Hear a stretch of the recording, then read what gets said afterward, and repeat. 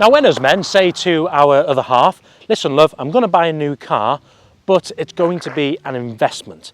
This one definitely is going to be. I gave you a little natural break there, which gave you enough time to pause the video, show your wife, let her get out of the room. Now I'll carry on.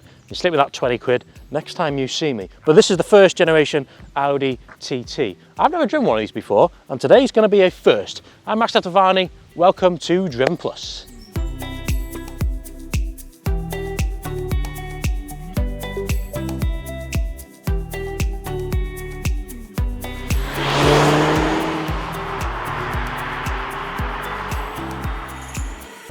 It's becoming somewhat of a classic now, isn't it? This car is 2003, so this one is 21 years old. But Audi debuted the TT at a 1995 motor show, and it became into production 3 years later in 1998. And to think this is an over 30 years plus design, I was never a fan of the TT, but I can start to appreciate what Audi did with it.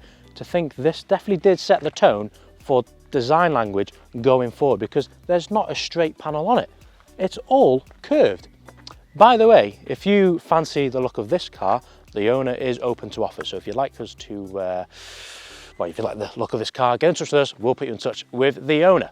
Now, under the bonnet, I bet you expected to see the famous VR6 3.2 litre engine. Well, no, this is the BARM engine, and this is a 1.8 litre turbocharged 4-cylinder unit. And rumour has it, this is the best engine of this generation TT, because it's turbocharged. You can tune it up. 225 horsepower, 280 newton meters of torque, top speed at around 150 miles per hour. And when this came out, Audi said it would do a 0 to 60 time of 6.6 seconds. So let's see if she's as fast as she is back in the day. Now it's time to launch the Audi TT from 0 to 60. They say 6.6 seconds. This does not have launch control, so I'm going to have to brake boost it. On your screen now are the stats and figures on this car. What I have done is turn the traction control off, and this shouldn't really slip anyway because it's got the quattro system. So let's go.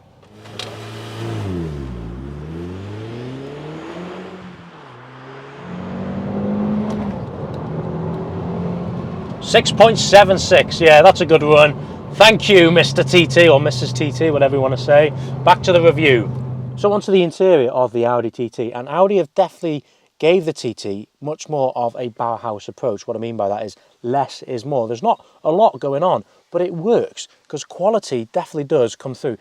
Any Audi that I've been in, the build quality is always sublime, and it's with this as well. The lovely squidgy leather, all like the aluminium or stainless steel touches in there. It's all very nice. The leathers, I think the leather definitely works well with the exterior colour of this car. It's like a tanzanite blue. I don't actually know the colours though, by the way. Technology wise, if you open that, you get all your infotainment there, and the sound system is really good. You get Bose sound system, which is nice.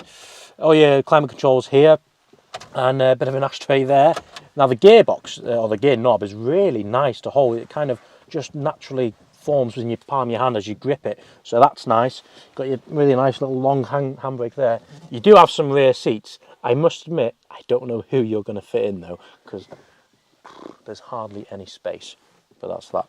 But yeah, I mean, although it's quite a small car, I don't feel like I'm in a small car. There's a lot of space going on, and that's what I like. The seating position is nice. Where's the key? Let's start it up. Starts really nice. I mean, the fact that this car has done 124,000 miles and it still feels very fresh in here. Yes, it's a good car. I like it. Let's give it a bit of a sound test. Right, that's an excuse to get out onto the road.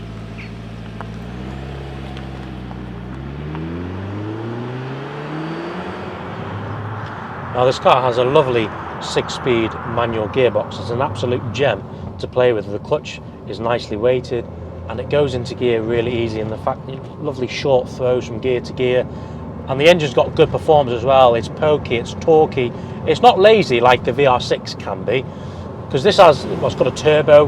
You don't really have to drop it down like you would in a naturally aspirated, but however, once you do, it does make a nice grunt.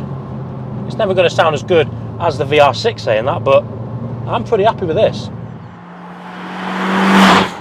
And I think 225 horsepower in a car from 2000 is brilliant. It's not the quickest of things, but it's still a fast car. It's still top out at 151 miles per hour. A Mark 7 Golf GTI, that has 225 horsepower, same horsepower as this. So I definitely think this deserves credit.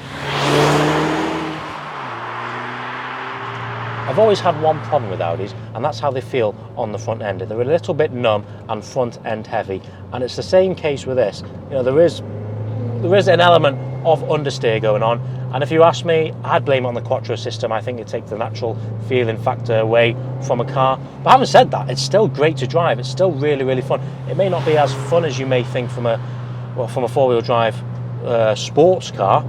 I think when you get the Boxster or Mazda MX-5, they'll be more fun to drive. However, this, I'm seriously surprised by how compliant it is on the road. It's super comfortable, it glides over the road, it's really nice to drive, super smooth. The gearbox is lovely. You could easily drive this as your daily. But since the introduction of this generation Audi TT, there's been a further 2 generations, the Mark II and Mark III. But the most sportiest model of the Mark I TT was the Quattro Sport, which had 245 horsepower.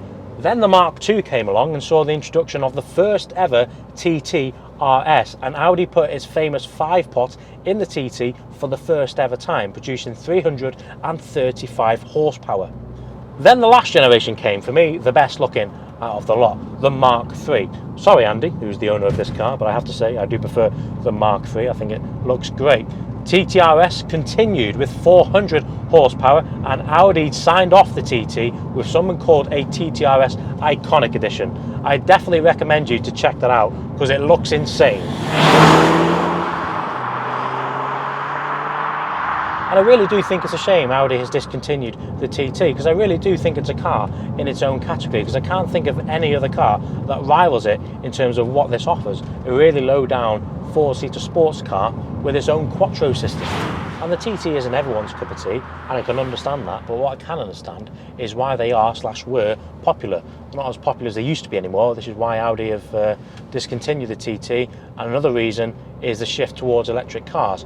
And this just shows the detrimental effect electric cars are having on cars like this now. They're making proper good sports cars become extinct because of the shift to electric.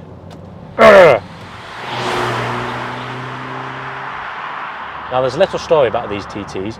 Now you would know Troy, who comes on this channel quite frequently, who always says about how unreliable his Range Rover is. Anyway, he had one of these, one of the first in the UK, so it was a left-hand drive one, but that car got delivered without the spoiler, and I'm pretty sure you could option these without a spoiler. However, Audi then sent a recall out to say, no, we need all your cars back, we need to put a spoiler on because the cars are unbalanced on the road and causing the cars to go off and causing crashes. That's what I've heard.